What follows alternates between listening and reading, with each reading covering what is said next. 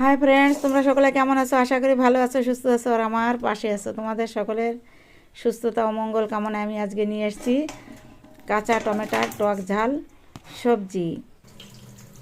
চলো এখন আমাদের এই যে মাছ এনেছি, এইটা মাছ আনার আগে আমি তোমার দাদাভাইকে নিয়ে সকালবেলা হাঁটতে গেছিলাম। ছটা ছটা ঘর থেকে বেরিয়েছি। বেরোনোর পরে হাঁটতে হাঁটতে স্টেশনে গিয়ে দুজনে বসে একটু গল্প করলাম। তারপরে ফিরে এসে আবার বেশি ঘরে আসবো, তো একবারে বাজার করে নিয়ে এসছি দুজনে। এই মাছটা কিনে এনেছি আমাদের মোড়ক থেকে।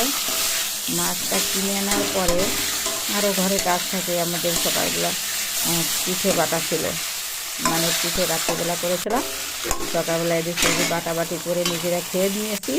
তারপর এই মাছগুলো ধুয়েছি, জল চলে গেছে তখন হাঁটতে যাওয়ার পরে। আর সেই কী করা যাবে, জল চলে গেছে, তাই বাইরে থেকে জল টল দিয়ে এগুলো ধুয়ে দিয়ে আমি কাজ পর করে নিয়েছি। মাছগুলো ভাজলাম। আর এই যে মাছের তেল একটু তিতো, আমার একটু ভালো লাগবে, তাই আমার খাওয়া নিষেধ, তবু আমি খাওয়ার জন্য রেডি করেছি। এই করে করে মাছগুলো ভেজে নিয়েছি একইভাবে।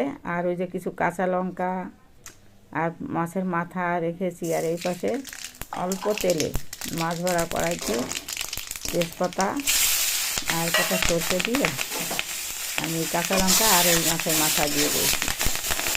এখন এর ভেতর কাটা কাঁচা টমেটো দিয়ে দিলাম। এখন স্বাদ মতন লবণ আর পরিমাণ মতন হলুদ দিয়ে আমি এইটা নাড়াচাড়া করে করে একদম ভালো করে পিটায় বানাবো। একটুখানি জল দেবো ভিতর। যাক, আমরা ওই হাঁটতে যাওয়ার কারণে আমি কাজ বাজে আমার লেট হয়ে গেছে। পরপর ঘুমোর মতন জলদি জলদি কাজ করেছি খুব। ধোয়া পোছা কাঁচা মানে তাড়াতাড়ি করে করে কাজগুলো তুলেছি। এর জন্য আজকে আমি রেসিপিগুলো আমি তোমাদের দুপুরবেলায় দিতে পারিনি। আমার ওই হাঁটতে গেলে পরেই আমি রান্নাটা আমার দেরি হয়ে যায়, কারণ সমস্ত কাজ একা করতে হয়। তো আমার এই রেসিপিগুলো আমি দুপুরবেলা সারতে পারিনি। যাক, আমি একটুখানি যে জল দিচ্ছি, এখানে বেশি দেবো না। এইভাবে পিটিয়ে পিটিয়ে আমার কাঁচা টমেটোর সবজিটা রেডি হয়ে যাবে। এটা খেতে কিন্তু খুবই ভালো। দেখলে পারে তোমাদের পছন্দ হবে না, কিন্তু খেতে অসাধারণ লাগে। টক ঝাল মানে খুব ভাল লাগে, যারা খায় তারা জানবে। ব্যাস।